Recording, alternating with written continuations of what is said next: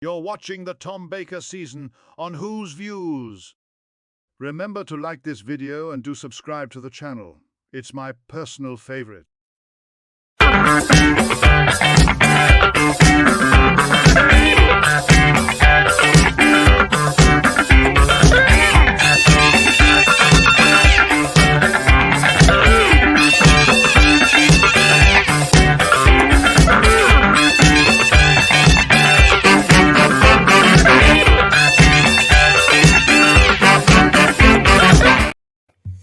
Hello, welcome to Whose Views and another in both our series, The Sound of Whosic and our Tom Baker season. Isn't that right, Michael?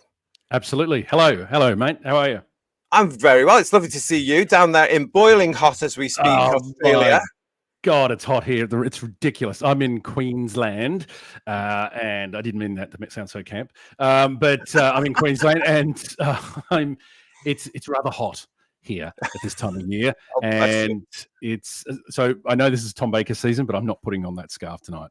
No, but well, you might be boiling hot, but I'm freezing over here, so it shows you the difference. I've heard you've had snow and all sorts of things over there. Oh, yes, exactly. So it shows the variety here on Whose Views, doesn't it? We've got a tropical storm bearing down on us as I speak, so it's it couldn't be any more different. Anyway, nice to see you. It's a little bit spooky, isn't it, darling? So what we're here, Michael and I, as you know, we do these things on the Sound of Whosic where we look at the soundtracks of Doctor Who. And because it's Tom Baker season, we thought this was an ideal opportunity to look at a recent release from Silva Screen, available on CD, download, and vinyl, is Revenge of the Cybermen. Revenge of the Cybermen. Sorry. Music by Kerry Blyton with Peter Howell and the BBC Radiophonic Workshop. And yes, so this came out towards the tail end of 2023 here. So it's available for you all now if you haven't heard it. I have to be honest. Please do. Michael. You're not usually honest on this show. I first heard this soundtrack when I first saw the show. Obviously, I was around in 1975, and I have vague memories as a kid of the Cybermen and stuff. Yes. But I first came across this when it was released on VHS, that old format VHS. Yeah, so the episodes. Yeah. And you were able to rent Revenge of the Cybermen from the video shop, you know, and I remember one very excited Saturday night being allowed to rent Revenge of the Cybermen, putting it in, and the first thing that hit me, Michael, was the soundtrack, because it was so different and so big, and also for myself, misplaced in Doctor Who. Yeah, because it was one of the first. It was the first VHS, wasn't it? Because they had the wrong Cybermen on it, and it was that survey they did, the Revenge of because people hadn't seen the Cybermen. Was it before or after Earthshock that it came out, the VHS? This came out after Earthshock. It was Longleat, where they asked the fans at Longleat in 1983, we're thinking of doing videos, what do you want? And for some bizarre reason, they all chose Revenge of the Cybermen. Of course it was after Earthshock. The Earthshock Cybermen's on the cover. Sorry, I'm really hot here, guys, so my brain is not working. So Tom Baker, he was the 20th Doctor, wasn't he? Anyway, it's a weird one, isn't it? I must admit, when Silva Screen said we're releasing Revenge of the Cybermen, I went, hey, what? Okay, yeah, you know, it was just like, you know, I'm not knocking it. I do like it. It was an odd choice. Because there's so many other, like, you know, the complete Earthshock soundtrack would be great, Silver Screen. The complete Logopolis. Why can't we have some Paddy Kingsland soundtracks coming out? Mark, if you're listening. But I thought Revenge was an interesting choice because it's generally not a popular soundtrack amongst. Kerry Blyton is a great musician, but he's not the most popular Doctor Who composer, let's be honest, in the fandom. He's not. Hasn't been the most popular. I think he's good. I like him, but some people don't. Yeah, and this is what Revenge of the Cybermen is all about as well, because a lot of us, especially people we will know and our friends and what have you, we all talk about this Revenge of the Cybermen soundtrack with, oh gosh, because it is just, as I say, it struck me as being out of place for Doctor Who back then. It still does today. The importance of this CD, though, however, as Mark Ayres kindly writes in the sleeve notes to this accompaniment. He goes about how Kerry was very excited about me putting this together. There's some notes here from Kerry himself to the production team about how the production, and I quote here, finally gelled with trumpet, trombone, two percussion players, etc., etc. So he goes into these lovely details. His obvious enthusiasm comes through these notes he presents to the production team. But and I'll quote Mark here, if I may, he says, sadly, and to Kerry's obvious and understandable disappointment, the completed music did not meet with the complete approval of the production team, and much of it was not used. Peter Howell of the BBC Radiophonic Workshop has added some electronic embellishments and arranged some additional cues for parts 2 and 3, but some of that was also left on the proverbial cutting room floor. So, because what happened here is that they cut a lot of the soundtrack for the episodes, which could explain why it jarred a little bit and didn't flow properly. Mark also says, for this presentation, Kerry's original score is presented and heard complete here for the first time as written. And then he says, in his personal retrospective opinion, as it should have been used in 1975. So, however, having said that, the presentation of this is wonderful. To get the complete score is fantastic. That's what I love about these Silva Screen releases. You get everything. And you know, back in our days with Doctor Who the music, it would be a suite and we'd get little bits and pieces and all, and you'd listen to the episode and you go, where's that cue? I want to get that cue. Now we've got it all in these releases. So that's great. And it is great to listen to everything. And I didn't know Peter Howell was involved. So that was interesting to me. So he was involved back in 75 with that recording. Is that right? No, he's come on to this particular one. He's added in some electronic embellishments here to fill in some of it, because the music, the soundtrack had been edited. Right. And a lot of it ended up on the cutting room floor. So Peter's come back in with Mark to help with the embellishments on that. But it is actually a real tribute to the man himself. There he is there. This is Kerry here. And this soundtrack is fascinating, actually, because you do hear elements that you haven't heard on the TV episodes, the 4 TV episodes from back in the day. You've got part 1, part 2, part 3, part 4, all represented within 40 tracks. And then you've got alternative and synthesizer cues for parts 1 and 2, part 3. And then you've got some bonus tracks in here as well. Yeah, there's some isolated synthesized cues. And also what I love is some of the session tapes where you actually get a bit of in-studio chatter and counting in and all that sort of stuff. I love all that. If anyone's got the out there has got the Jerry Goldsmith Star Trek motion picture soundtrack, the 3-disc edition that they did, I think it's quite rare now. Anyway, there's some raw studio takes of that in there too, and I love all that studio chatter. It's such an insight into the process. So this is the complete original Kerry Blyton score for Revenge of the Cybermen, complete for the first time out. And so in that case, it's a great addition to a collection. Let's now talk about the music itself, because this still jars for me. It still doesn't feel like a Doctor Who traditional. It's I can understand what they're trying to do, and they're trying to get to something different to Dudley, who was synonymous at the time, wasn't he? And yes, Kerry has worked with Doctor Who before. But there's something about this. I mean, he mentions the word in the notes. He mentions the word, it's militaristic because the Vogons are militaristic. It's a bit too much for me. What do you think? Look, it is different and it is jarring. I agree with everything you've said there, but I don't necessarily think that's a bad thing.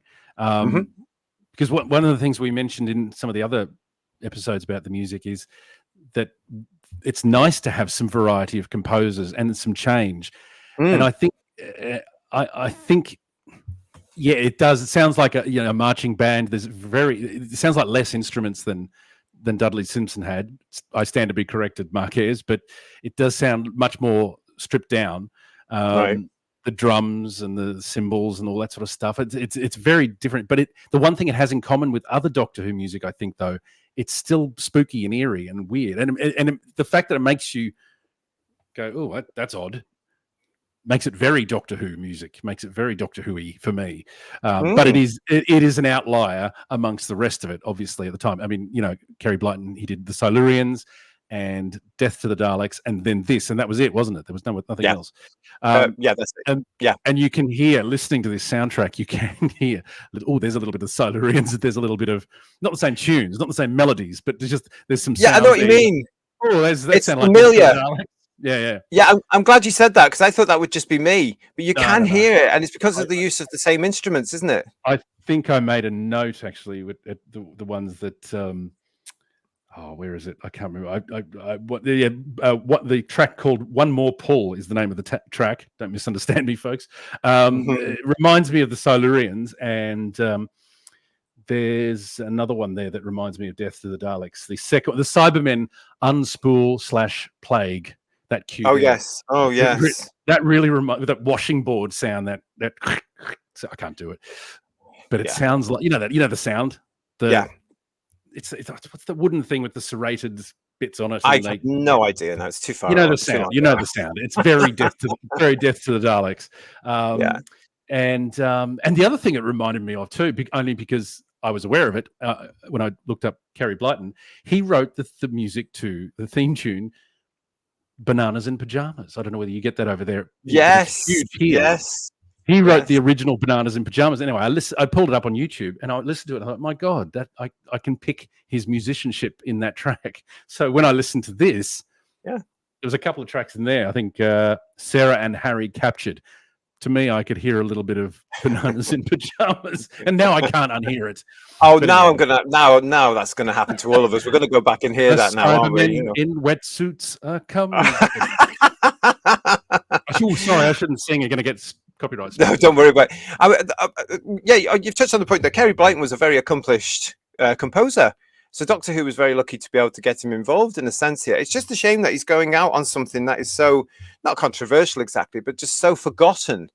But the score for Revenge of the Cybermen, much like the episodes themselves, Tom Baker's only encounter with the Cybermen as well. So it's important on that 4 episodes of this, taking himself and of course the legendary Sarah Jane Smith with Harry Sullivan back to Nerva Beacon. It for me though, it doesn't really, from that twinkly twinkly start, which is return to Nerva Beacon. There's an element of mystery, when the Doctor, Sarah, and Harry are walking around Nerva Beacon and suddenly realizing, hang on, we're in the wrong time zone. And for me, the music doesn't emphasize that as much, unfortunately. Yeah, I know. I wouldn't have wanted an entire season of this, put it that way. But it is odd. It is an odd one. It's a weird one. And there's some of these tracks that you just think, what the hell's going on? But yes, you do. Especially the last one. If you go down to the last, I'm jumping all over the place here, but there's some improv material, folks. If you go down to the last track, some improvised musicianship there, and it's bonkers, isn't it? Well, it's like that. It's like the waltz. The tune called the waltz. That I've never liked that bit, and even now on this wonderful CD, I still don't like it. The whole thing about the waltz from episode 4. You just where's that come from? What's that about? It just does seem slightly out of place. It is a little. I agree with you. It is slightly out of place. It's odd, but I don't dislike it. And look, that could be subjective because, the memories of being a kid. I can remember taping this off the telly and listening to the soundtrack. And I love the cues, like Boarding Party when the Cybermen come on board. I love that. Do you like that bit? I love that. But again, I'm talking a 10-year-old who'd never seen the Cybermen. This is the first time I'd seen the Cybermen. So this was ABC television in Australia in the 80s. We were getting the repeats, as I'm always saying. And, I'll just interrupt you for that. We need to point that out. Michael, of course, is in Australia. So therefore, Michael is enjoying old versions or old episodes of John Pertwee and Tom Baker in the 80s when we, of course, were on Peter Cullen and Sylvester. So there's a difference there. There is a difference there because I just to reiterate again, once we saw the episodes in Britain, they weren't necessarily repeated. So I didn't see the Revenge of the Cybermen until 1983 when the video made it into the video shop. It's interesting. Just to point out that difference because we're of a similar age. So we got obviously the new episodes, Peter Davis. You did, but it was interspersed with repeats of John Pertwee and Tom Baker, and sometimes Patrick Troughton. We'd get the odd Patrick Troughton. So yeah, I know I was over the moon when the Mind Robber came on. I'm like, God, I'd never seen Patrick Troughton. I digress. Fantastic. But so this was back to the Cybermen when they come on. What was it about that part? As I was saying, this is the first time I'd seen the Cybermen. I had the Radio Times 20th anniversary magazine, and I was obsessed with the Earthshock Cybermen, but I hadn't seen them. I saw these guys first. So these were the ones in the technical manual, which was my first book. I quite like these designs of Cybermen. I know certain friends of mine will get at me for that, but I quite like them. I love them. I think they're fantastic. And I love the Invasion versions as well. And obviously these are updated versions. I think they're great. And I love the Cyber Leader's helmet being, all the earmuffs are all black and everything like that. And the first Cyber Leader. The voices, the Christopher Robbie does what he does with it, and I didn't know any different. This was the first Cybermen I'd ever seen. So for me, back to the soundtrack, that's what makes this soundtrack nostalgic for me. It was my first Cyberman encounter, and I'd heard the Earthshock soundtrack plenty of times before, but I hadn't seen the episode because I had the record, so I was all over the place. But yeah, it's interesting because in the notes from Kerry Blyton. He says here, the overall effect will, I think, be quite shattering. If we don't make the Cybermen very terrifying with this ... then we can't do any more. And when I read these sleeve notes, I thought that was interesting because I'm not sure personally when I was younger and watching this, and I can't remember what it was like when I was 5 hearing the music to this, because I do remember the Cybermen vividly, these silver creatures in the caves. That had an impact, and for me then the Cybermen were around forever, even though I only saw them between once that one and then I had to wait till 1982 for Earthshock to see them again. But they became part of the lore of Doctor Who for me. They were massive, even though we didn't see them for all that time. I don't remember the impact of the music making them terrifying at all. And then when you see it again as a 13-year-old, when the video comes out at 30, it didn't have that impact. Not so much like Malcolm's version in Earthshock did have a sort of... you can't compare them. Again, because this was probably too brassy for the Cybermen. It's not. I don't dislike the music, but it's the wrong music for the Cybermen, objectively. But it lacks the metallic, mysterious sort of. Well, it's mysterious, but it lacks that. I don't know. There's parts of it that are mysterious. I don't think it's mysterious all the way through. No, and for the Cybermen as well. Once you've got over the mystery of the Cybermen lurking in the shadows, then you just, I think it would be more. What I think Kerry was trying to go for was the impact of the Cybermen. These are big, huge, strong creatures, but I think it just comes over a little bit too forced, bit over the top. Yeah, it's not ideal Cyberman music. But I guess again for me it just because I taped it and I listened to it probably more than I watched it, if that makes sense. So I was listening to the music on the tape in very primitive conditions. Press record, hold it up the TV, press record, shut up mum, stop washing dishes. The perennial problem for an 80s fan, mum washing dishes. That's it. So I guess I'm more attached to the music purely subjectively. It just brings back memories as a kid because I can't overstate how excited I was to see the Cybermen. So that's probably it for me. Yeah. It's a great collection though when you think of it all. I mean, I do feel that with all the tracks that are on this from all 4 episodes, I mentioned the waltz there in episode 4. Waltz, all's well that ends well. I just really don't know, and I don't understand how that's been tacked onto the episode. I can understand and do sympathise with the production team of the time, though, who must have got this score through and obviously weren't happy with it. And that's possibly part of the reason why Mr. Blyton didn't return to Doctor Who, and it kept going to Dudley, which is a totally different story, isn't it? It's a shame in a sense because there's some nice little bits in this, but for myself, the elements that jar too much for me are more. Yeah, I know what you mean. All's well that ends well. My note here is odd fanfare. That's my little note. Odd. It's just weird. Yeah, I remember at the time seeing it on the video, and then now listening to the game. Where's that come from? Yeah, yeah, I know. But I do like the track beforehand, "The Biggest Bang in History." I do like that. Okay, what gets you about that one? I just think it's I don't know. I think it's a good, exciting climax. Again, I was 10 and I'd never seen the Cybermen. Yeah. I'm going to go back to that the whole time. It's a very subjective experience for me. I don't love it. It's not my favorite soundtrack by any stretch. I know, as I said, I was surprised to see it, but I don't hate it. You know what I mean? I mean, I'm so. It's just one of those things that you forget. And even with this lovely release from Silva Screen coming out with the full, the full suite, if you like, what was intended, all the music restored here.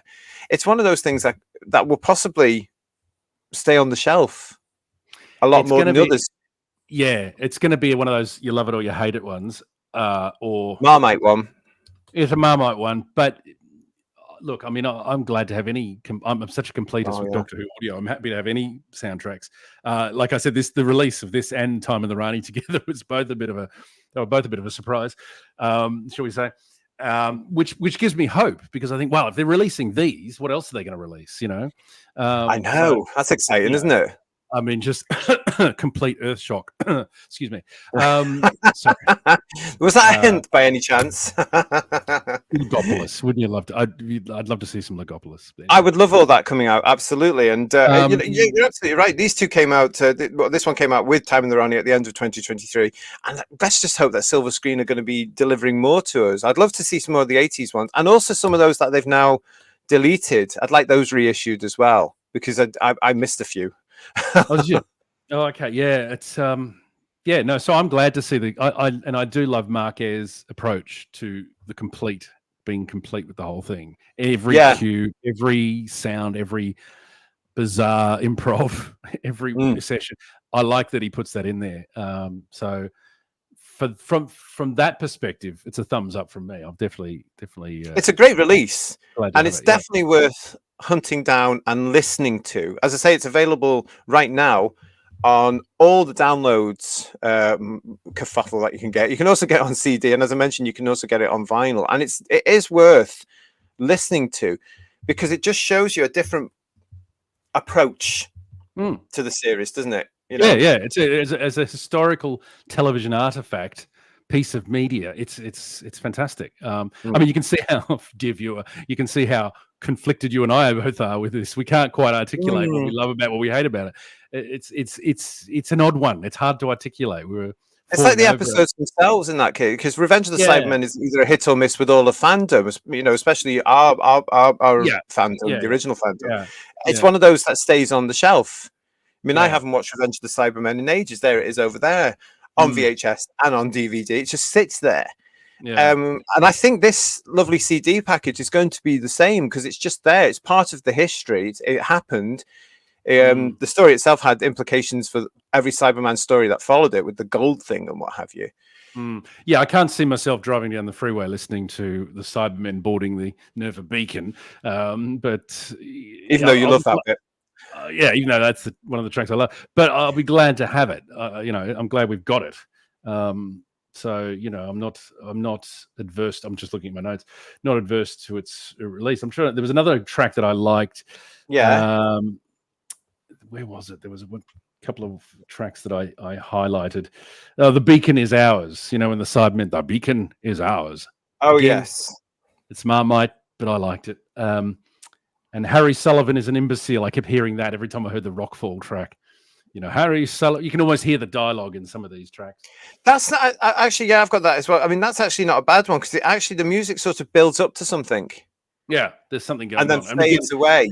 It's the memory of the episode too. So it's, you know, but it's probably, look, it's the weakest Cyberman music that I think the old show has had. Even the 60s stuff, I think, eclipsed this completely. Not even, they absolutely did. So, you know, I think even Silver Nemesis, I think I'd probably listen to more than this. But yeah, just glad to have it. Glad it's there. Surprised it's there. It's a nice surprise in a way, though, isn't it? Because it does catalogue the full version, and it's a lovely tribute, and it's handled with care. I think Mr. Blyton would be delighted that this has been put together properly in its full version for fans. And I'd be happy for them to release the Silurians and Death to the Daleks. I would as well, actually. I would. Look, I like Silurians. That was another one. I thought that was great music for what the story was. And when it was filmed, and Death to the Daleks too. I think that's a. I think that works very well. He certainly did bring. It is polarizing, but Mr. Blyton certainly did bring an individual sense and a feel and an ability and a talent to Doctor Who. And those three stories there, you know, if those other two are brought out, then I will certainly purchase them and listen to them, because it's part of our history as well, isn't it? It's part of the Doctor Who history, you know. And let's face it, we don't get music like this in any shows today. This is unique and of its time, really. Yeah. And as I said, the variety of composer, I think, is a good thing for Doctor Who. I've said before, I love the contrast between Kev McCulloch, then you go to Dominic Glynn, and then you go to Mark Ayres, and I like a bit of that variety, but it still sounds Doctor Who-y, but it's a different feel each episode. If I was to have any criticism of the modern show, it just sounds a bit the same. Because it is the same, and we've talked about that before. Who viewers who've done on the Sound of Whosic, we've talked about that by saying, you know, different composers bring a different style, so therefore the episodes feel different. Whereas at the moment, because I don't like modern music. Sorry. Well, it's very samey, though, isn't it? But then again, having said that, this Revenge of the Cybermen, it is very samey all the way through, with those extra bits of elements through. I mean, he definitely nails the fact he's trying to do a theme for these 4 episodes. Oh yeah, no. When I say it's variety within the season, within the story. Yeah, absolutely. Yeah, but for the episodes, he succeeds in this. For this story, there's a theme to this story, and he succeeds in this. Yeah. It's a weird one, folks. we're taking calls. Leave your comments. What do you think of Revenge of the Cybermen? Yeah, absolutely. Let us know in the comment section if you've heard this, or if you're going to hear this. Do let us know what you think, because you can tell from Michael and myself. Yes, this is a very odd one. Just like the 4 episodes, it comes from. We can't articulate what we think of it. I don't know. It's just there. It's just there. I think that's where we've come to with this. We've whittled it down to it's just there. I don't hate it at all. No. A lot of people hate it, but I don't. I don't hate it. I like it. I agree. I don't hate it, but it's there for me if I want it. I fear, like the episodes, it's just going to be on the shelf.